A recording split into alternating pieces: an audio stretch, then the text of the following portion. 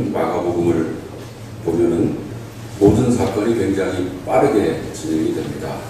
아직 1장밖에 되지 않았는데 세례 요한의 이야기, 예수님께서 광야에서 시험을 받으신 이야기, 그리고 곧바로 예수님의 공생애가 본격적으로 시작되는 것을 묘사하고 있습니다. 예수님께서 하시는 사역을 요약하는 말은 바로 하나님의 복음을 선포하셨다라는 그 문장에 담겨 있습니다. 어떤 사본에는 하나님의 나라의 복음을 선포하셨다 이렇게 되어 있는데 그 복음의 내용은 결국은 하나님의 나라입니다. 때가 찼다. 하나님의 나라가 가까이 왔다. 회개하여라. 복음을 믿어라. 이것이 마가가 요약하는 예수님의 설교의 핵심이었습니다. 어떻게 보면은 이 내용은 예수님께서 이 땅에서 이루시는 모든 사역의 원칙이자 목표다 이렇게 생각을 해볼 수가 있습니다. 이를 실천하기 위한 구체적인 방안으로 예수님께서는 제자를 택하셨습니다. 시몬과 안드레를 보시고 말씀하셨습니다. 나를 따라오너라. 내가 너희를 사람을 낚는 어부가 되게 하겠다. 이 말을 듣고 그들은 지체하지 않고 그물을 버리고 예수를 따라갔습니다. 좀 더 가시다가 야고보와 요한에게도 같은 말을 하였더니 그들도 자기 아비와 모든 배를 남겨두고 예수를 따라갔다. 이렇게 오늘 복음서가 전하고 있습니다. 이 4명의 제자들은 예수님으로부터 초청을 받았고 그 초청을 즉각 수락을 하여서 그들의 삶이 바뀌게 되었습니다. 이 초청은 우리가 2가지의 초청이라고 생각해도 좋을 것 같습니다. 첫 번째로는 구원으로의 초청입니다. 예수님을 따름으로써 그들은 구원을 받게 되었고 더 나아가서 예수의 제자가 되어서 다른 사람을 구원하는 일에 동참하는 그런 초청을 받았습니다. 이 2가지 초청은 모두 다 가슴 벅찬 초청이기도 하고 사실은 인간으로서는 감당하기 벅찬 그런 초청이기도 합니다. 이 제자들은 과연 어떤 일을 해야 했을까요? 바로 예수님에 관한 복음을 선포하는 일이었습니다. 예수님께서 미리 명확하게 하신 것과 같은 하나님의 나라에 대한 소식을 예수님을 따라서 전하는 것이었습니다. 하나님의 나라가 가까이 왔다. 더 이상 머뭇거리지 말아라. 지금이 아니면 영영 다시 기회 보지 않는다. 하나님의 복음을 믿어라. 하나님 뜻대로 살아라. 이런 선포를 하는 삶을 살아야만 했습니다.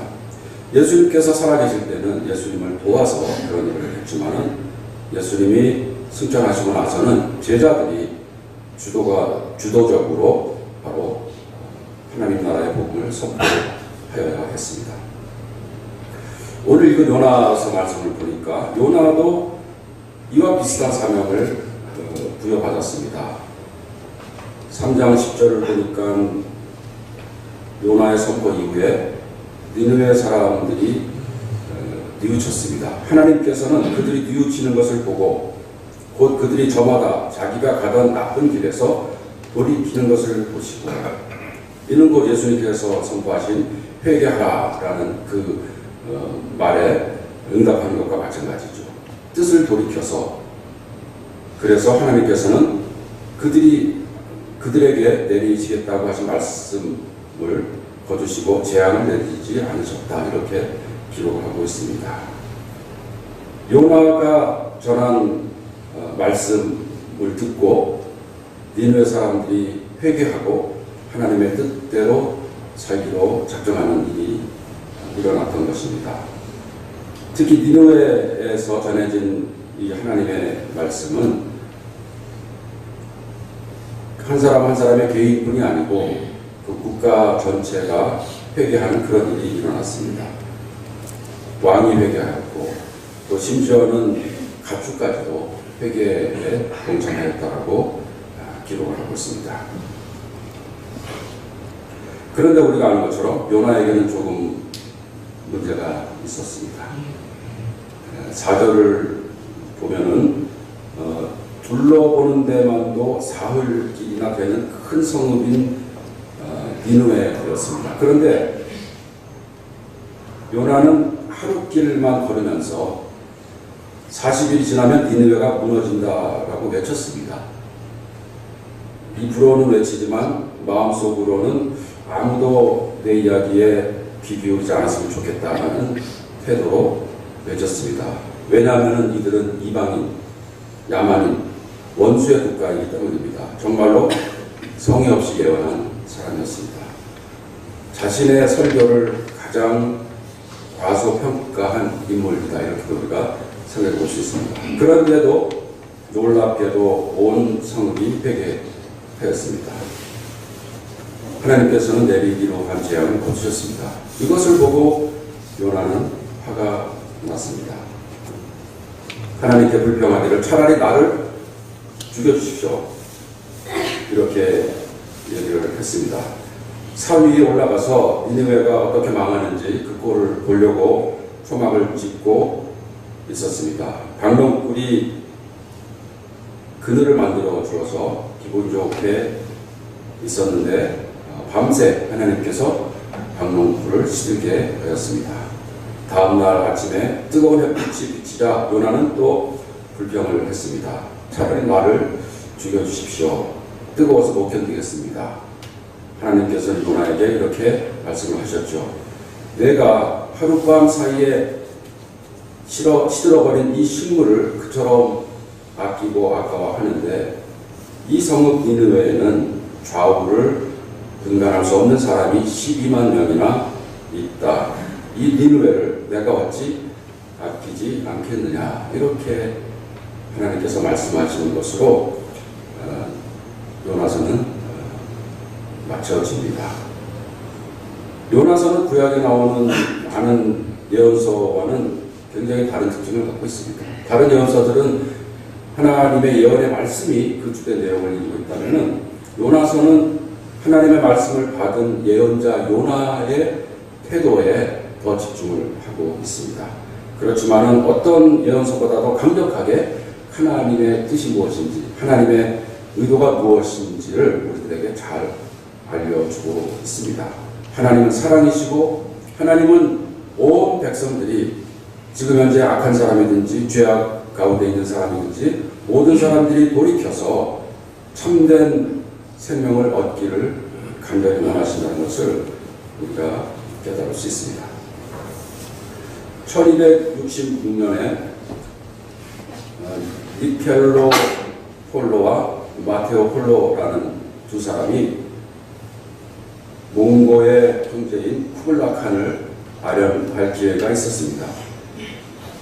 마테오 폴로는 우리가 잘 아는 마르코 폴로의 아버지입니다. 쿠블라칸에게 기독교에 대한 이야기를 했습니다. 쿠블라칸은 징기스칸의 손자이고 원나라의 초대 황제이면서 전 세계 역사를 살았던 모든 인간 가운데서 가장 넓은 영토를 소유했던 그런 사람이라고 할 수 있습니다. 기독교에 대한 이야기를 하자 쿠블라칸은 흥미를 느껴서 그들에게 이렇게 부탁을 하면서 많은 선물을 주어 보냈습니다. 당신 나라로 돌아가면은 최고 종교 지도자에게 말을 해서 당신의 종교에 대해서 잘 알고 있는 사람 100명을 우리나라로 보내달라, 이렇게 전해달라고 얘기했습니다. 그러면 나도 세례를 받고 내 모든 신하와 백성들도 세례를 받을 것이다. 그렇게 되면 당신 나라보다도 내 왕국의 기독교인의 숫자가 더 많아질 것이다, 이렇게 얘기를 했다고 합니다. 우리가 과연 얼마나 정확히 이런 사건이 있었는지, 또 쿠블라칸의 이야기가 정말로 진심이었는지에 대해서는 여러 비판적인 해석을 할 수도 있습니다. 그렇지만은 우리가 분명히 알 수 있는 것은 쿠블라칸이 기독교에 대해서 굉장히 호감을 갖고 있었고, 만약에 100명의 선교사가 몽고로 보내졌다면은 아마 기독교의 역사는 굉장히 많이 달라졌을 거라는 것을 우리는 짐작을 할 수 있습니다. 그들이 이탈리아로 와서 교황청에 와서 그 내용을 갖고 보고를 했습니다. 당시에는 교황이 공석이어서 굉장히 혼란스러운 상태였습니다. 그러나 당시 교황청의 최고 책임자는 이렇게 이야기했습니다. 그 야만인들은 복음을 받을 자격이 없다. 그래서 오랫동안 쿠블라칸의 요청에 대해서 아무 응답을 하지 못했고 몇십 년이 지나서 겨우 2~3명의 선교사만 파송했다고 합니다. 너무 적은 숫자였고 너무 늦은 실행이었습니다. 그러는 사이에 몽골은 불교를 받아들이게 돼서 불교가 온 국가의 종교가 되었다고 합니다. 아마 요나와 같은 편협한 생각을 가졌던 몇몇 종교 지도자들 때문에 수많은 사람들이 하나님을 믿게 되는 그 기회를 놓쳐버린 것을 우리가 생각해 볼 수 있습니다. 우리들은 요나서를 통해서 하나님의 구원의 계획에 대해서 그 핵심을 이해할 수 있습니다. 하나님은 자비로운 분이시고 하나님의 사랑은 끝이 없다라는 것을 알 수 있습니다. 요한복음 3장 16절이 말씀하는 것처럼 하나님이 세상을 이처럼 사랑하셔서 독생자를 주셨으므로 이는 그를 믿는 사람마다 멸망하지 않고 영생을 얻게 합니다 라고 말씀합니다. 영생이라는 것은 우리가 죽지 않고 무한한 시간을 사는 것이 아니고 우리에게 주어진 생명을 정말 하나님이 원래 우리에게 주신 대로 순수하고 고상하고 아름다운 생명을 사는 것, 그것이 바로 영생의 의미입니다. 인간을 지으실 때 하나님의 형상을 따라서 하나님의 형상을 지닌 하나님의 자녀로서 고상하고 행복한 삶을 모두가 살기를 원하시는 것이 하나님의 구원의 뜻입니다. 그러나 인간의 욕심으로 인해서 우리들은 죄와 악 속에서 고통받고 있습니다. 우리가 삶의 주인이 아니고 우리 주위 환경이 또 사악한 사람들이 짜놓은 제도가 우리들을 억압하면서 삶을 살아가고 있습니다. 그러나 하나님의 복음의 핵심은 하나님이 여전히 다스리신다는 것입니다.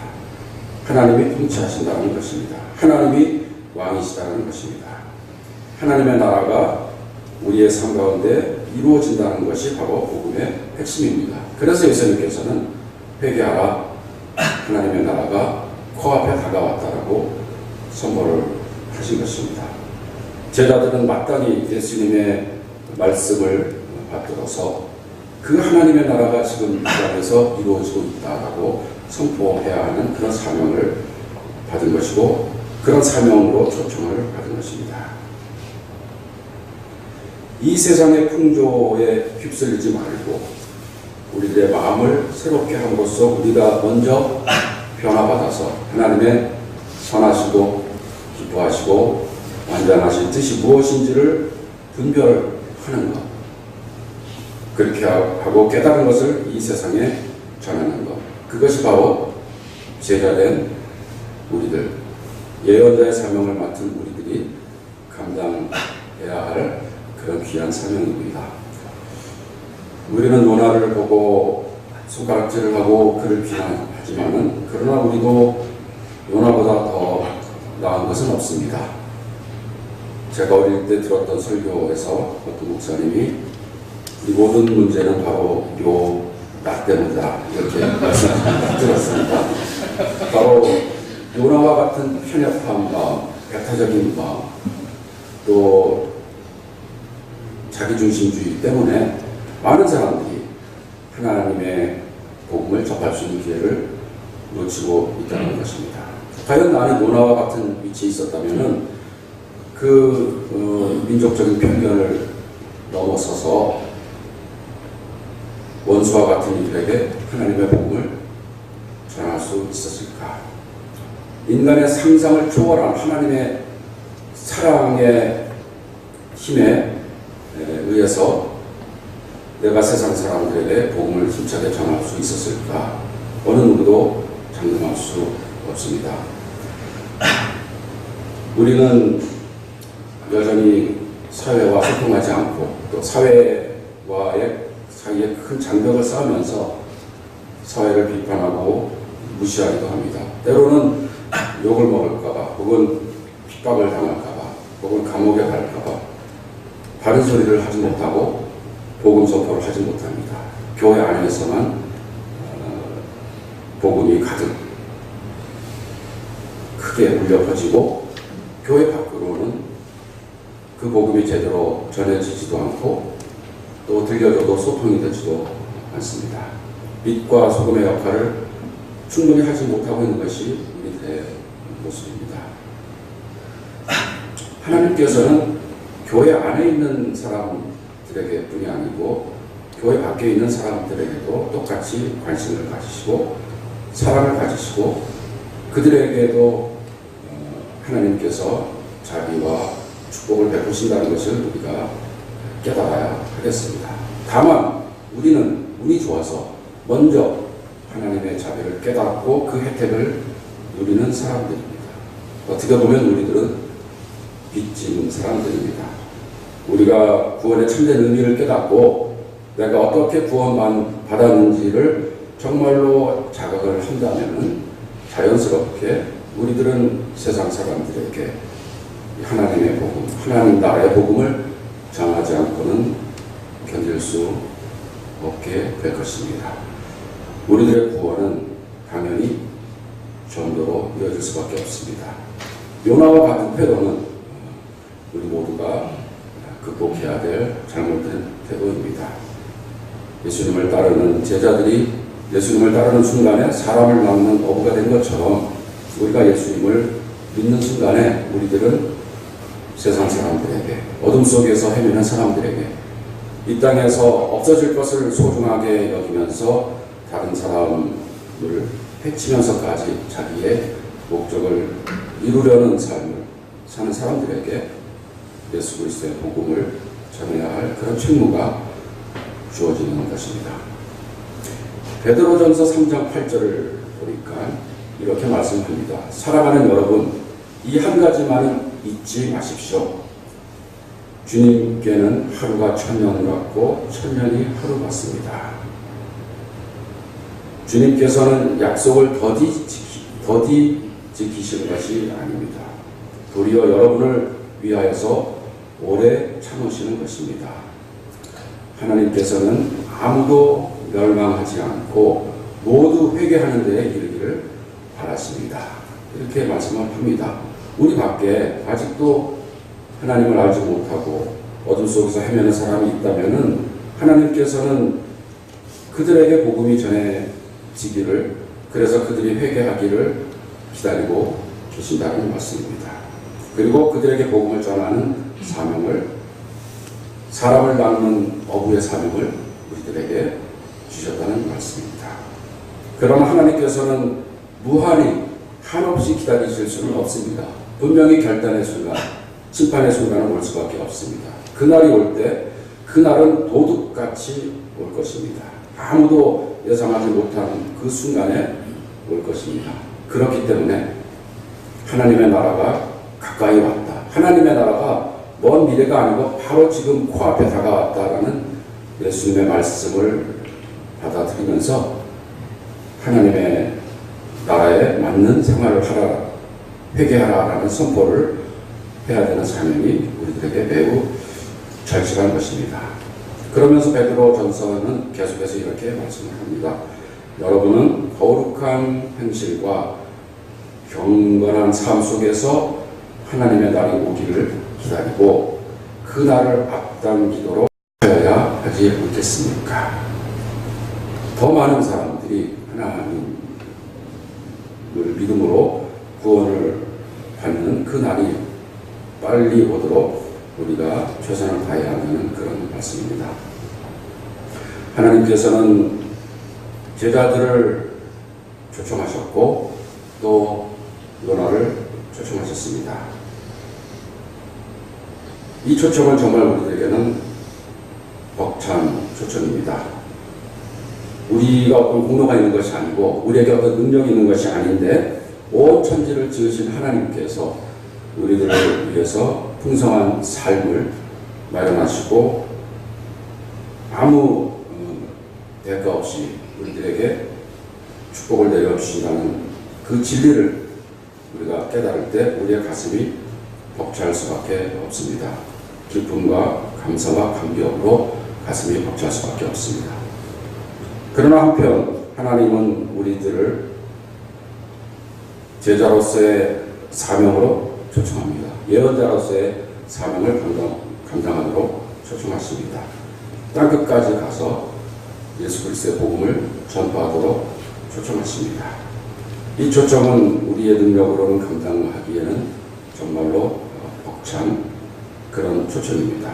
그러나 성령께서 우리와 함께 해주시고 또 하나님께서 온 세상을 이미 그렇게 지으셨기 때문에 우리들은 기쁨으로 그 사명을 감당할 수 있습니다. 이 시간 우리 모두는 하나님으로부터 가슴 벅찬 초대를 받았습니다.